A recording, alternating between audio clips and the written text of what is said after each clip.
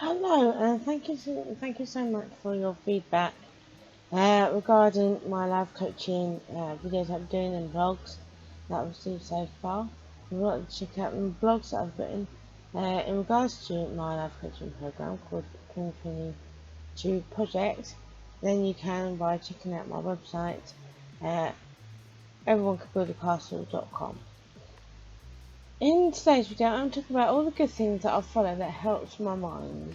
And so, I've got some notes here just to write down. But basically, it's to ease the pressure off myself because I am very guilty of piling a lot of pressure on me. And I forget that I'm only one person. I'm not here to do everything under the sun. But so my first one is I take my time now in doing things. Like this video wasn't a film yesterday, but I wanted to focus on my book that I'm editing that I want to get published. So, if things override what you need to do, it's all about prioritising, and it's all about what you want to do as opposed to what you need to do all the time. And so, for me to make it easy for myself, I'll stop myself from rushing now. I like to take my time. I'll pick up coffee if I want to, at a slower pace, or have one at home, but not try and do everything within a space of an hour. I take my time, and so I do that by block scheduling. I using a notebook. I also use OneNote.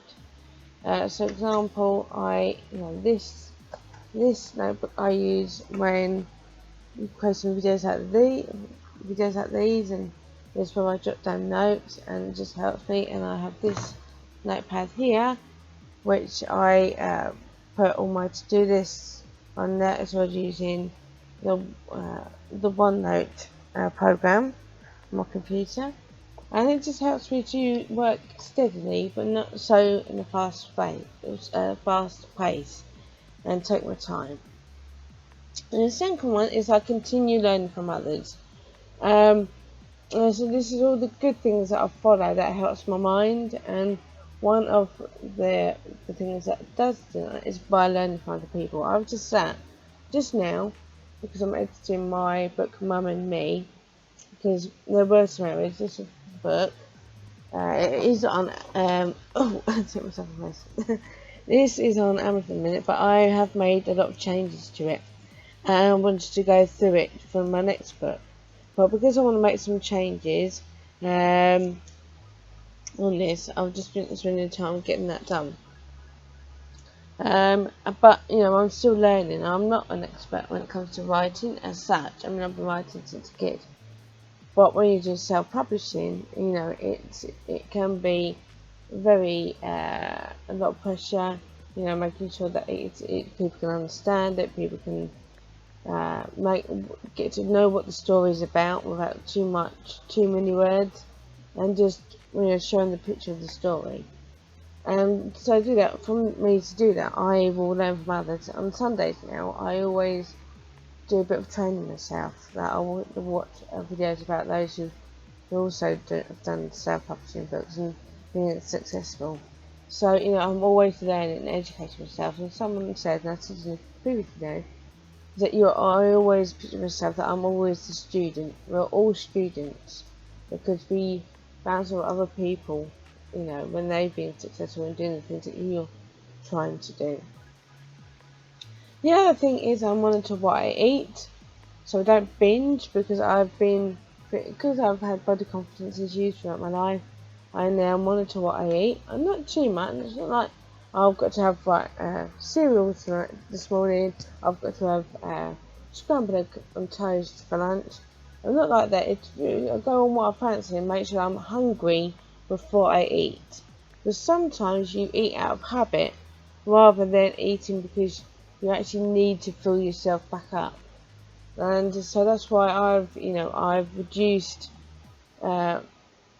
processed foods. I do like having proper cooked dinners, and eating my vegetables, making sure I have a bit of fruit, and just monitoring my eating so it doesn't drag me down into it and feel slumped. I want to feel like I've got another boost of energy to do other things I want to do, and not hold myself back.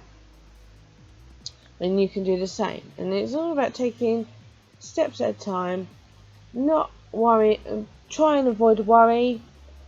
Set yourself lists, do what works that keeps you at peace of mind, that makes you not pile so much onto yourself, because I am so guilty of that. But now I take it easy, and by following those steps has made a huge difference, because now I am getting things done. I am completing lists. I am, focused on what makes me happy, what helps my family, and focusing on, the things that are top priority. So, I now I've started school run again, which is, because for a while I wasn't because of my mental health. But now I'm back into it, and I just need it to take my time rather than rushing everywhere. And so that's, some things that you can follow too if you find this video helpful. So, and write it down. What are all the things that you do now that makes you feel slumped, and make gradual changes to how you can feel better about yourself, be positive about the life you have, and just, live by purpose, not because it's a routine or a chore.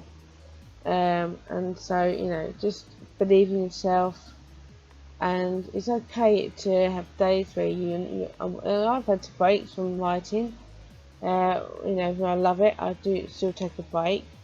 I will, a weekend now as well, focus on my son, and then come Sunday, and I'll get back to work. But I don't worry that so much, because my priority at the weekend is to look after my son. Like today, I need to be there for when he comes home from school. And so I need to remember your responsibilities. What is our priority? But what things I do love can I get done now that will give me a sense of purpose and drive me forward, so I can be there on time to see my son when he comes home from school. So it's just little changes, nothing drastic, nothing, I'm not asking to get a facelift or a boob job. That's up to you if you want to do that. But if you want to be happy in your skin, and stop the pressure and train yourself and get to learn about yourself, who you really are, and monitor the things that you do that are bringing you down, so you can make it better, so you can feel better about yourself than before. So anyway, I hope this video is helpful, and thank you for watching so far and your support, and I'll see you in the next one. Take care. Bye bye.